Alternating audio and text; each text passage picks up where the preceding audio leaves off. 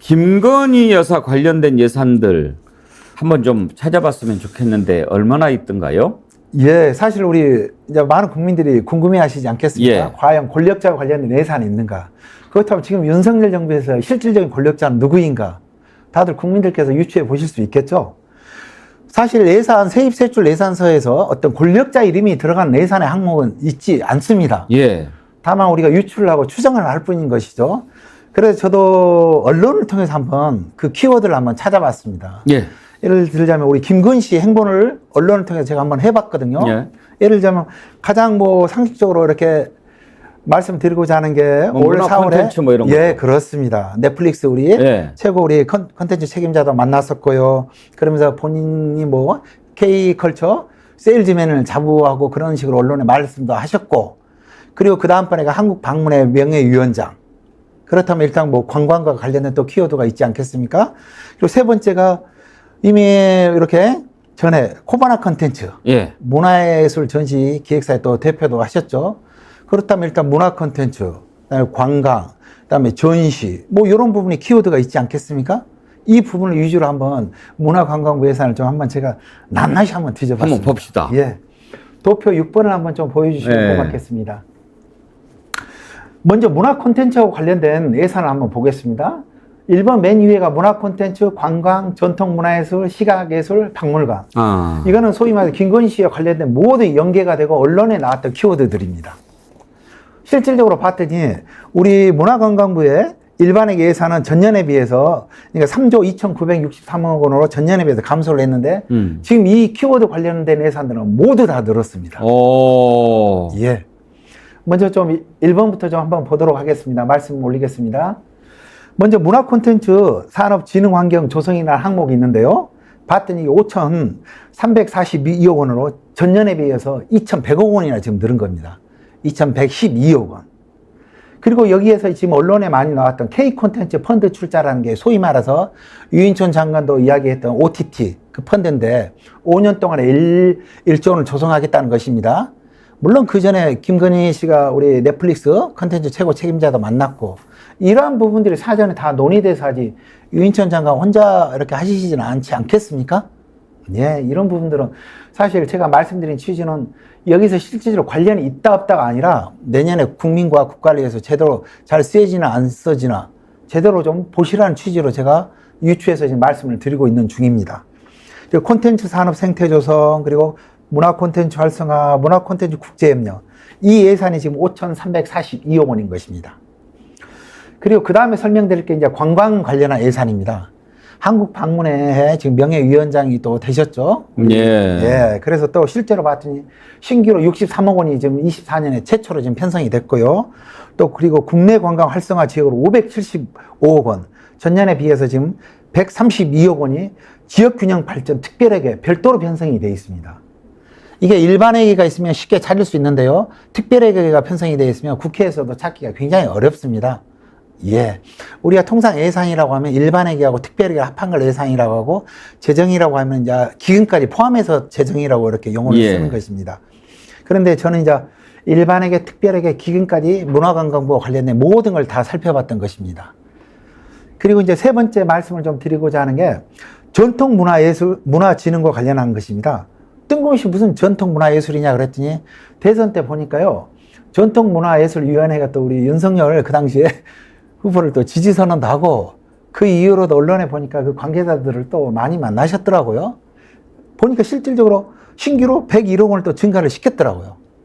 그러면서 한복, 한식, 한식 스타일과 관련해서 문화예술진흥기금에도 편성을 내놨더라고요. 그러니까 이제 국회나 일반 분들은 찾기 어려운 거죠. 근데 이런 것들이 이제 다 짐작만 할 뿐이지 실제로 김건희 씨 영향력에 의해서 또는 김건희 씨 관련된 일들을 돕기 위해서 했다는 증거는 없잖아요. 구체적인 증거는 내년에 쭉 하면 어차피 권력의 행보는 시간이 지나면 다 밝혀지지 않겠습니까? 예. 저는 이 차원에서 지금 했다가 아니라 국민들께서나 국회에서 감시를 하고 좀 제대로 보시라는 취지로 유추해서 말씀을 드리는 것입니다. 또 뭐 야생동물 보호, 뭐 동물도 애호도 엄청 신경 많이 쓰는데 그런 부분은 없을까요? D페이지에서 지금 자세하게 또 정리해놨습니다. 아, 그래요? 한번 봅시다. 제가 지금 문화 콘텐츠, 관광, 전통문화예술, 시각예술, 박물관입니다. 예. 그래서 잠깐만 앞페이지 마저 조금만 예. 간단하게 1, 2분만 설명드리겠습니다. 도표 6번입니다. 앞페이지. 예. 지금 4번들이 또 쭉 있지 않습니까? 4-1, 4-2, 4-3, 그리고 5-1, 2. 이 부분이 바로 시각예술과 박물관 관련 예산입니다. 그런데 5-1번을 한번 보시면요. 그 중에 좀 재미난 게 하나 있는데 5-1번. 박물관 정책 활성화가 지금 462억 원이 지금 잡혀 있지 않습니까? 예. 그래서 올해 292억 원을 했는데 이 중에서 보니까 재미난 게 462억 원 중에 청와대 복합문화예술공간이라 330억 원 올해 지금 잡아놨던 것입니다. 이런 부분과 관련해서 좀 국민들이 심도 있게 좀 국회랑 지켜보실 필요들이 있는 것이죠. 이거는 진작 얘기가 나왔었죠. 예, 그렇습니다. 예. 그래서 이 5개 키워드 관련해서 24년 예산을 봤더니요, 무려 7,748억 원이나 지금 된다는 것이었습니다. 예, 그리고 신규 증액된 예산만 해도 지금 3천억 원 가까이가 되는 것이죠. 예. 예, 그렇습니다. 그러면 이제 야생동물 한번 봐볼까요? 예, 다음 도표 한번 이렇게 해 주십시오.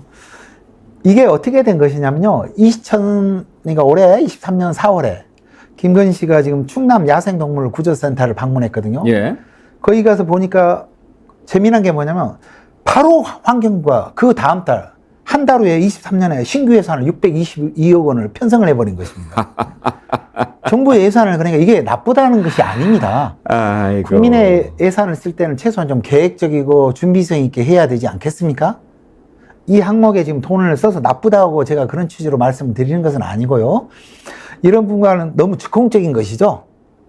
그래서 23년에 326억 원을 이미 집행을 했고요. 24년에 지금 추가로 109억 원을 집행을 하겠다고 예산을 책정을 놨더라고요. 예. 예산 사용하는 것을 대통령보다 더 자유롭게 하는 것 같다는 생각이 드는데요. 사실 실질적으로 그렇지 않겠습니까?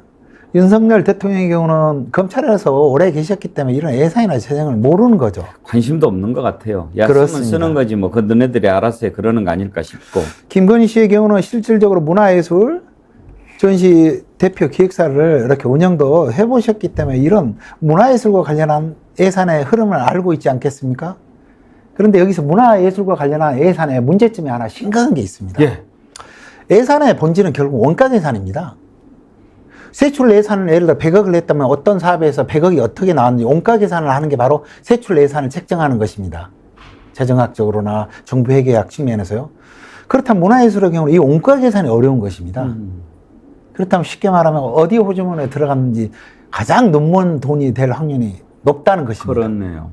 그래서 국민들께서 그 어떤 부처보다도 이 문화예술과 관련된 부처와 예산은 심도 있게 좀 보실 필요가 있다는 걸 말씀드리고자 하는 것입니다. 그렇죠. 그 투명하지 않을수록 사실 구멍이 더 많은 거니까 문화예산 그런 것은 그림값으로 얼마다 이게 딱 정해져 있지 않은 것처럼. 그렇습니다. 예.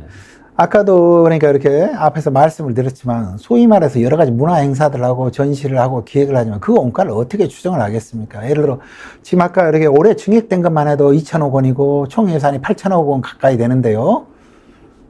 너무 큰 예산인 것이죠. 우리 일반 사병들 그 복지 기본복지 예산 914억 원. 전 사병의 예산이 914억 원밖에 안 되는데요. 생일 케이크하고 효도, 휴가비 이런 것들이요. 그러니까 얼마나 큰 돈입니까? 알겠습니다. 오늘 정말 숨어있는 예산은 어떤 건지 또 특별히 김건희 씨 관련된 예산들은 어떤 것이 있는지 이런 게 궁금한데 그걸 많이 짚어주셔서 감사하고 김건희 씨 하면 양평 고속도로 빠질 수 없잖아요. 그렇습니다. 그것과 관련해서도 예산이 좀 궁금한데 어떻게 돼 있던가요? 저 마지막 도표 한 번만 보여주시겠습니까? 예. 그 유명한 이제 서울 양평 고속도로 관련된 예산입니다. 이게 총 사업비가 1조 7,700원입니다. 2조 가까이 되는 어마어마한 공사비인 거죠. 그런데 23년에 노선이 변경이 되지 않았습니까? 양서면에서 강상면으로. 근데 이게 23년에 이미 65억 원이 집행되어 있고요.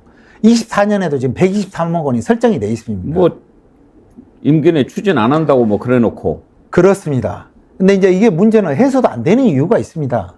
어차피 민주당에서 물론 저도 조금 이따 가서 기자회견을 할 것인데요. 우리 양평고속도로와 관련해서 김건희 씨 특검법을 발의를 요청을 할 기자회견을 오늘 저도 가서 할 거고 예. 또 민주당에서 추진해야만 한다고 봅니다.